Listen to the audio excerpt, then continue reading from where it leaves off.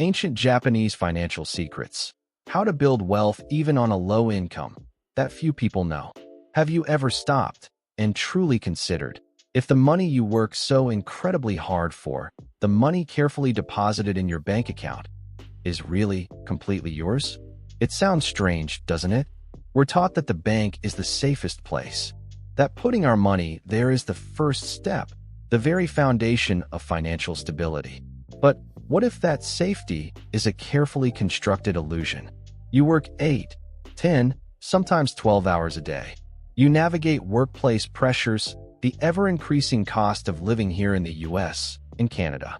Housing prices, rent, gas, groceries, it feels like everything is pushing against your efforts.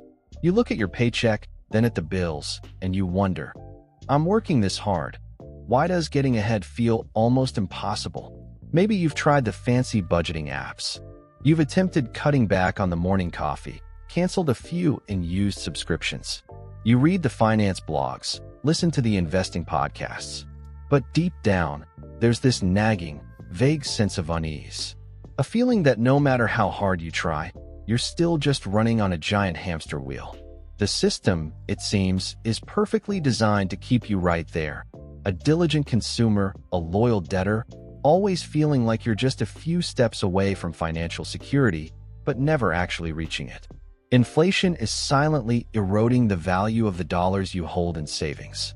Student loans, mortgages, car loans, they're given attractive names like investments in your future or good debt. But in reality, they are invisible chains binding you to the relentless cycle of monthly interest payments, enriching financial institutions, not you. Do you feel like you're living in an endless race where the finish line keeps moving further away just as you get close? Where success is measured by what you own, often financed by debt, rather than how truly free you are. But what if I told you there's another way? A path that doesn't require a six-figure income, doesn't demand you become a Wall Street expert. A path proven over centuries, hidden within the quiet discipline of a distant Eastern culture. An ancient Japanese financial philosophy, traditionally passed down only within families who valued sustainability and true freedom over flashy appearances. This isn't the same old, rehashed advice you hear every day. These are secrets that run completely counter to much of what the Western financial system has ingrained in us. Secrets that have helped the Japanese, even through their toughest economic times, maintain remarkable stability and build wealth, regardless of their starting income. If you watch this video until the end, you won't just learn what these secrets are. You will understand why they are so effective and how you can apply them immediately to your own life, whether you're in New York, Toronto, Vancouver, or anywhere else in North America. You will discover a truth that perhaps 95% of the people around you will never know. A truth that can liberate you from financial anxiety and set you on the path to genuine self-reliance. Join me as we pull back the curtain on this hidden wisdom. Let's begin a journey into ancient financial intelligence, a journey that could fundamentally change how you view and manage your money. It's time for you to take control, not by running faster on the hamster wheel, but by stepping off it entirely.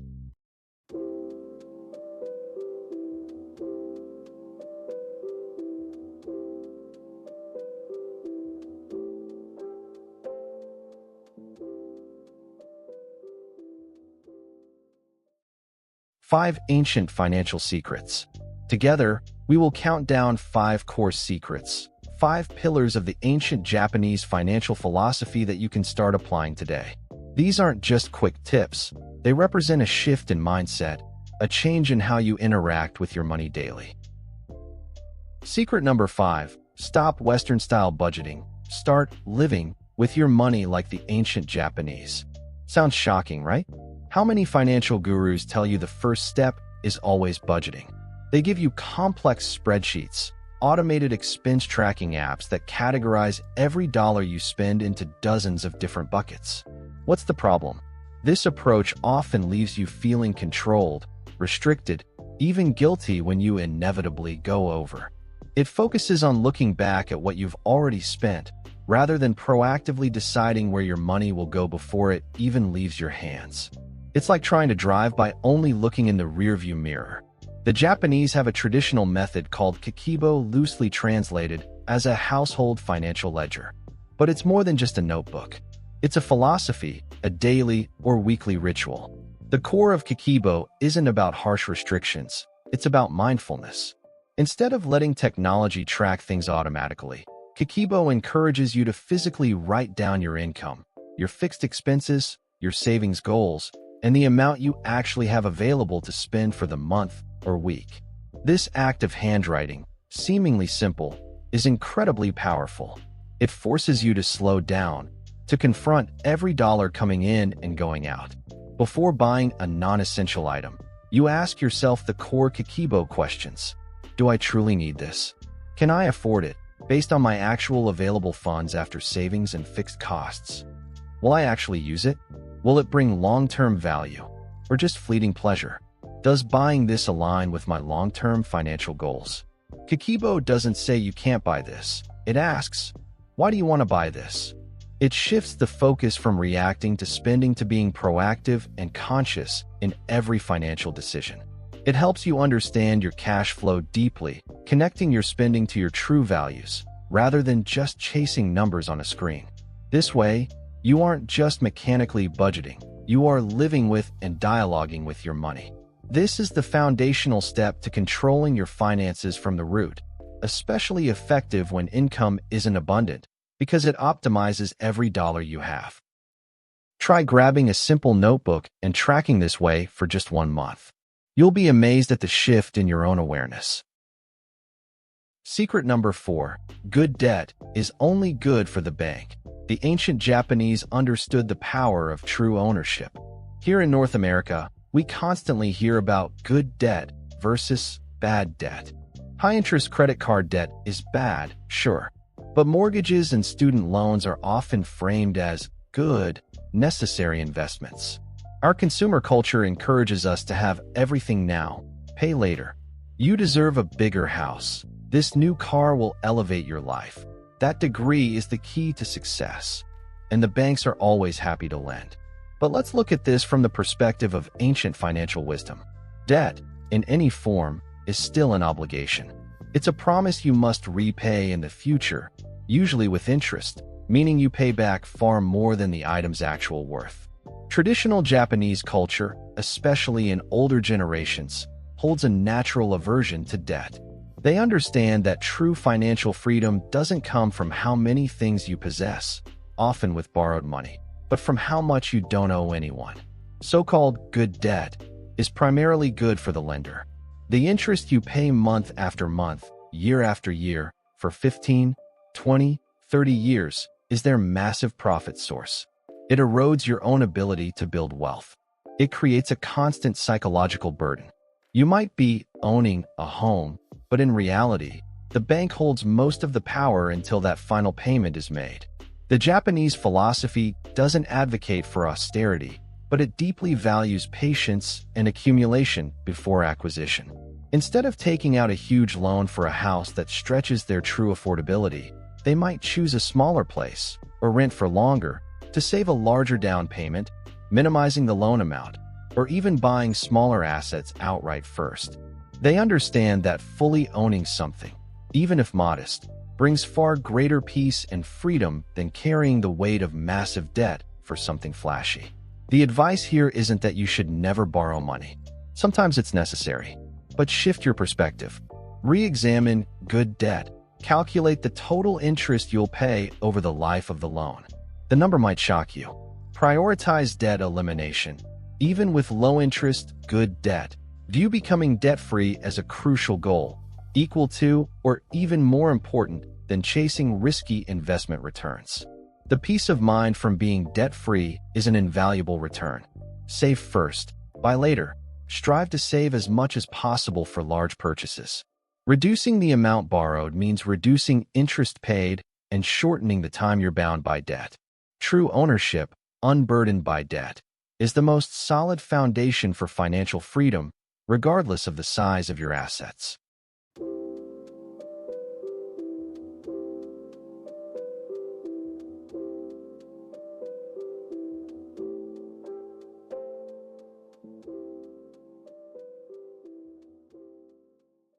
Secret number 3. Forget get-rich-quick schemes. Unbeatable power lies in consistent, small accumulation. The modern financial world is obsessed with speed and massive returns. News about soaring stocks, crypto multiplying wealth overnight, stories of people hitting it big. They create a FOMO, fear of missing out, mentality and push us to find shortcuts to riches. Many people with modest incomes feel discouraged. Saving $50, $100 a month? What's the point? How will I ever get rich? And so, they do nothing, or worse, they pour money into high-risk ventures hoping to strike gold. This is an incredibly dangerous mental trap. Japanese financial philosophy emphasizes the concept of kaizen, continuous, small improvements. Applied to finance, this means focusing on consistency and the power of compounding over time, not on risky, giant leaps.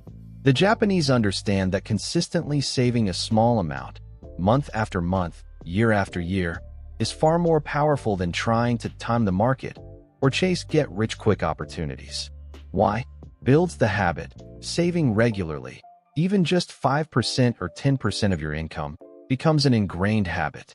It becomes a natural part of how you manage money, requiring less willpower over time. The power of compounding. Albert Einstein supposedly called compound interest the eighth wonder of the world. Even small amounts, when invested reasonably, not necessarily chasing hypergrowth, perhaps just low-cost, broad market index funds, and given enough time, grow astonishingly. Time is the most critical ingredient, not the initial amount. Minimizes risk and stress. Chasing high returns usually comes with the risk of losing capital and immense stress. Consistent accumulation, conversely, brings a sense of security and control. You're building a solid foundation, not gambling with your future. Works for any income level. Even if your income is low, saving a fixed percentage is always possible. The key is to start and maintain consistency. $50 a month for 30 years, earning a reasonable rate of return, becomes a far more significant sum than saving nothing at all. Instead of feeling inadequate because you can't invest thousands each month, take pride in your discipline of saving consistently. Automate the transfer of a portion of your income into savings/investment accounts right when you get paid. Don't underestimate those small amounts. They are the bricks building the sturdy financial fortress of your future. Persistence beats fleeting intensity.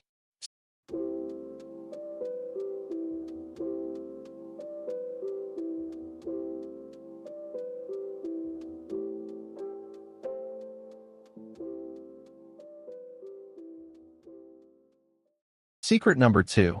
The treat-yourself culture is silently sabotaging you. The ancient Japanese found greater joy elsewhere.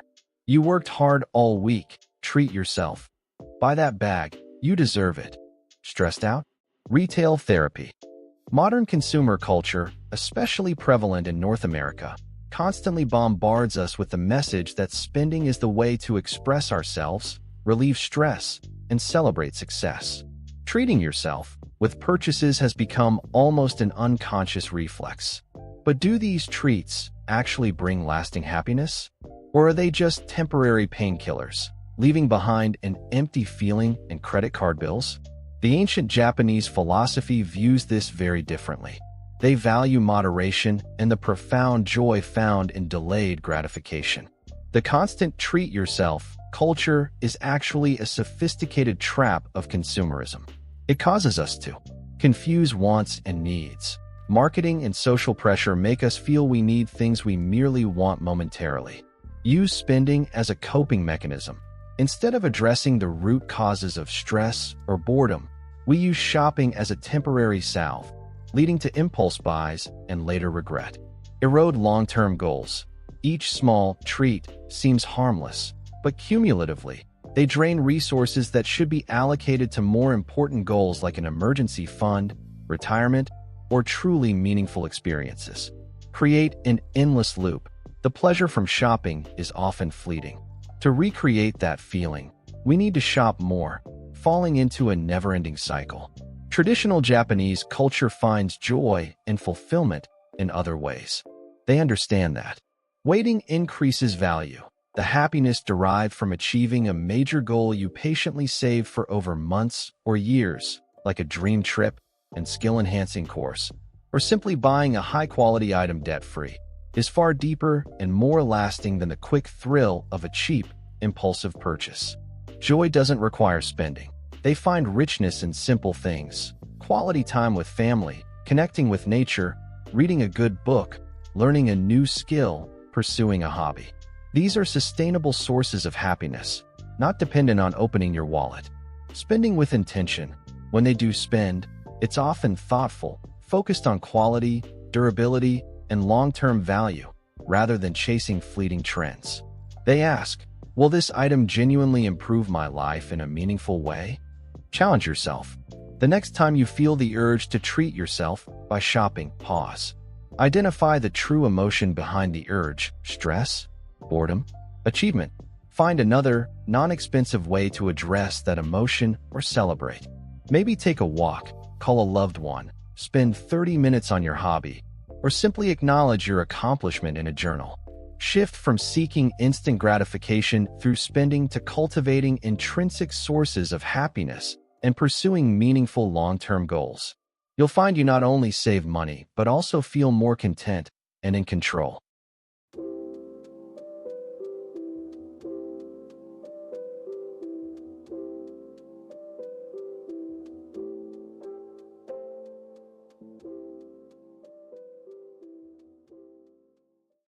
Secret number 1. Financial complexity is a ruse. Enduring wealth comes from ultimate simplicity.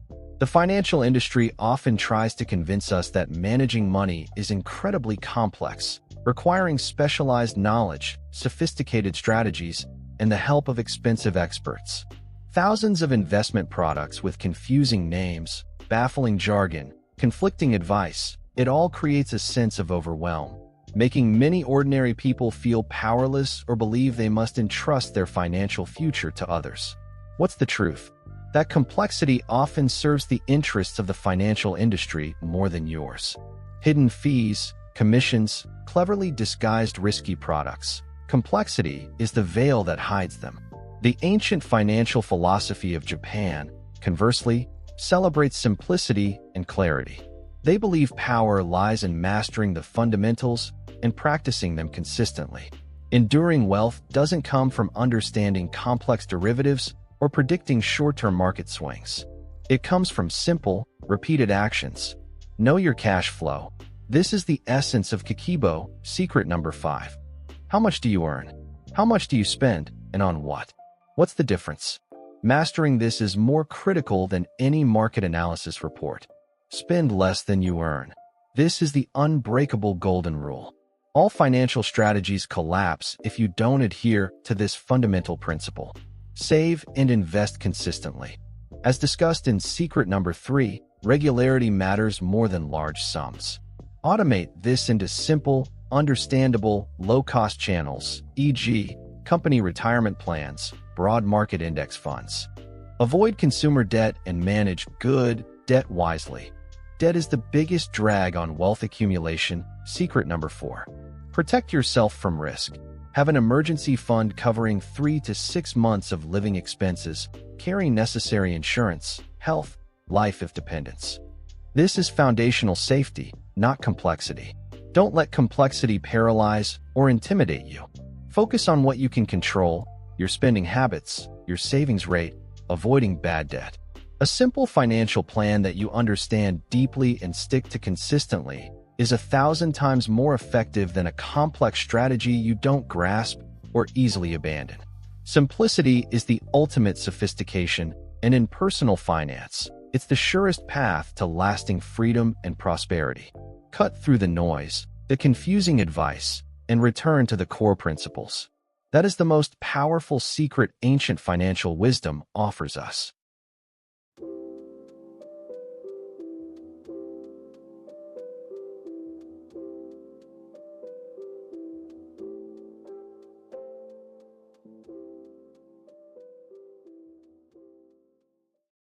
We've just explored 5 financial secrets together, principles that seem simple yet hold immense power. drawn from centuries of Japanese wisdom and experience. You might find some of these ideas run completely counter to what you hear and see every day in modern North American society. Letting go of the instant gratification treat yourself habit, prioritizing debt freedom over chasing high investment returns, patiently accumulating dollar by dollar instead of dreaming of getting rich quick. These all require a shift in thinking, a measure of discipline, and perhaps the courage to go against the grain. Most modern financial traps wear a harmless, even attractive, disguise until it's too late. We get caught in the cycle of earning more just to spend more, of borrowing against our future instead of building a solid foundation today. But now you understand these core principles. That knowledge alone puts you in a different position, likely ahead of 90% of people still navigating the financial maze, wondering why they can't find their way out.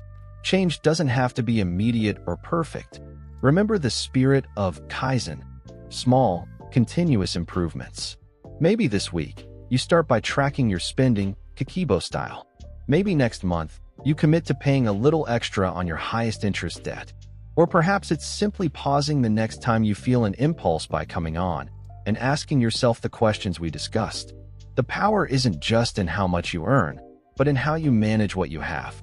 This ancient Japanese financial wisdom isn't magic, but it is a clear map, a reliable compass in a volatile and tempting financial world. It offers you control, inner peace, and a path to true freedom.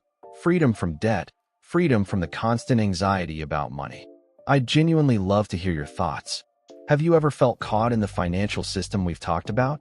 Which of these 5 secrets resonated most strongly with you? Please share your experiences and perspectives in the comments below. This is a space where we can learn from each other and support one another on the journey toward financial truth and self-reliance. And if you found this valuable, if you want to continue exploring insightful and different perspectives on money and life, consider subscribing to the channel. We're not just creating content. We're building a community of people seeking genuine wisdom.